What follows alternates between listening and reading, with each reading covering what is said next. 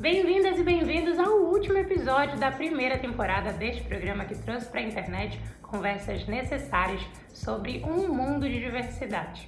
O POC Planet apresentou a vocês diversos olhares sobre a população LGBTI+, a partir de vivências da população LGBTI+. O programa representa um marco na comunicação feita no Pará e no Brasil, potencializando vozes que, infelizmente, ainda não alcançam alguns espaços na sociedade. E mesmo com os muitos desafios, nós conseguimos entregar a vocês um programa leve, divertido e com muita informação. Confiram agora os melhores momentos da nossa primeira temporada. Qual a importância dessa construção familiar e o quanto que isso é importante para uma pessoa trans, né? A gente tem aí muitas informações e dados que falam sobre a questão de pessoas que são expulsas da família, enfim. Como que essa construção é importante para ti? Para vocês. Não, começa o Rafa, que ele já tá casado, eu já tô encaminhando, amor. Então começa, Rafa. Bom, gente, quando a gente fala da questão da família, né, eu acredito que, primeiro, é deixar a mensagem de que acolha seus filhos, sabe?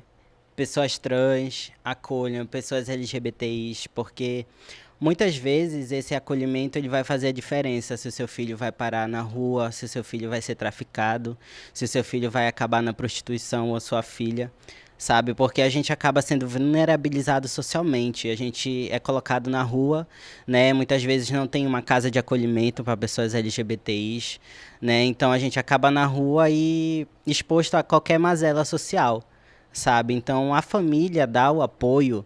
É o mínimo, sabe, Marcos? É o mínimo que a gente espera, porque muitas vezes a gente se sente perdido, sabe? E sofrer a primeira agressão dentro da nossa casa é muito doloroso, sabe? Eu, no começo do meu processo, para mim foi complicado, porque eu não tive esse apoio.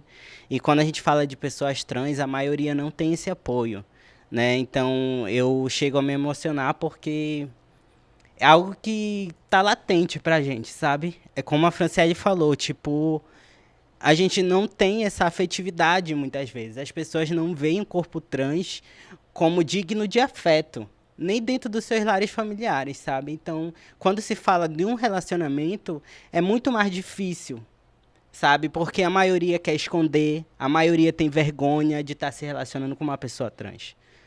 Sabe? Quando a gente vê casos em que pessoas trans estão se amando entre si, é algo que, assim, recupera a nossa autoestima, recupera a nossa vontade de viver muitas vezes, sabe? Traz de volta a afetividade, o amor para dentro das nossas casas, para dentro dos nossos lares, porque muitas vezes a gente, como a Franciele falou, a gente só tem a gente pela gente. Então, são nas amizades, são nos nossos namoros, nos nossos relacionamentos, que muitas vezes a gente consegue tirar um fôlego para continuar vivendo numa sociedade que é extremamente transfóbica com a gente, que exclui a gente de todos os espaços. Então, minimamente ter afetividade é o que dá forças para a gente. Então, sabe, ame seu filho, independentemente da identidade que ele esteja, da orientação sexual que ele tenha, sabe? O apoio é importante, é extremamente importante, é um divisor de águas. Então, para além dos relacionamentos, homem, mulher, mulher, mulher, homem, homem, a gente precisa da família, sabe? A gente precisa dessa construção para ser o nosso alicerce de viver mesmo.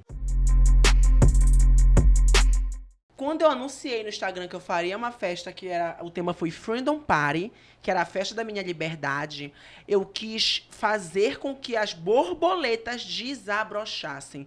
Então eu quis viver aquele momento como uma debutante, fiz o meu book de debutante, tive meus príncipes, vesti os meus vestidos e para mim aquilo não teve preço, teve valor.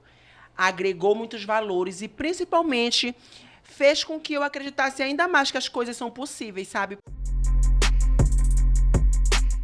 O preconceito nos atravessa diariamente de maneira direta ou indireta. Acho que pela minha profissão, pelo meio artístico, que é o mesmo meio do Arthur, a gente tem, digamos, um passe livre e a gente passa um pouquinho de raspão pelo preconceito propriamente dito. Nunca estive exposta a uma situação de violência concretizada, mas sempre com comentários, com olhares, com perguntas disfarçadas. Sempre existem e sempre me fazem, sempre me expõem. E a gente tem que estar sempre explicando, não precisa, não é bem assim. Também me identifico com o que ela disse, mas infelizmente diferente, eu já sofri andando na rua, acho que era alguém que já me conhecia e não gostou de algo que eu falei, talvez em alguma entrevista ou em alguma música, e foi hostil comigo gratuitamente, assim, parou um carro do meu lado e começou a falar um monte de coisa, e aí você fica com aquela sensação de que estranho, né? Porque por mais que eu tenha falado algo que aquela pessoa possa não ter gostado, é puramente preconceito, porque eu jamais ofendi alguém, ou enfim, então você fica tentando encontrar, né, uma justificativa, quando na verdade não há, porque é puramente barbárie.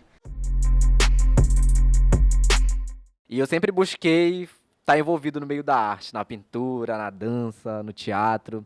E durante a pandemia, eu me descobri com a pintura artística corporal, que eu trouxe hoje aqui, né? A pintura artística corporal. E durante passar por momentos difíceis, como ansiedade, crise de pânico, depressão, eu tive a maquiagem artística como escape, né, para mim, para minha saúde mental, né, que não estava nada bem naquela época. Hoje já estou bem melhor, graças a Deus. Então, a maquiagem artística, ela veio para mim como um escape. Dentro da maquiagem artística, eu distraí a minha mente. E aí eu decidi postar na internet, né, os vídeos chamados challenges.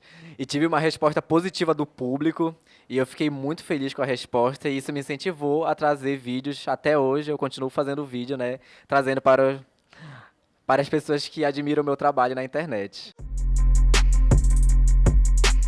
Não é só o 8 de março, que é uma data significativa, cheia de lutas, cheia de grandes resultados. Mas todos os dias tem uma mulher que luta, tem uma mulher que muda a história. Então, a gente tinha que festejar, na verdade, todos nós, a data de aniversário de tantas mulheres que mudam a história todos os dias. Né? Nós temos aí mulheres que são grandes movimentos, como a própria Elza Soares, a mulher do fim do mundo, não só pelo trabalho, pela obra toda, mas pelo que ela é, pelo que ela representa. Então, eu acho que é isso. O compositor disse que nós somos sexo frágil, mas nós somos sexo forte, com delicadeza, mas com garra. E eu acho que é isso. Você sangra todo o mês e ainda está viva. Isso já é um reflexo de uma grande fortaleza. E no 8 de maio, a gente percebe que as pessoas elas te mandam vários posts, várias homenagens, mas essas mulheres elas não precisam ser homenageadas apenas em uma data alusiva àquele dia.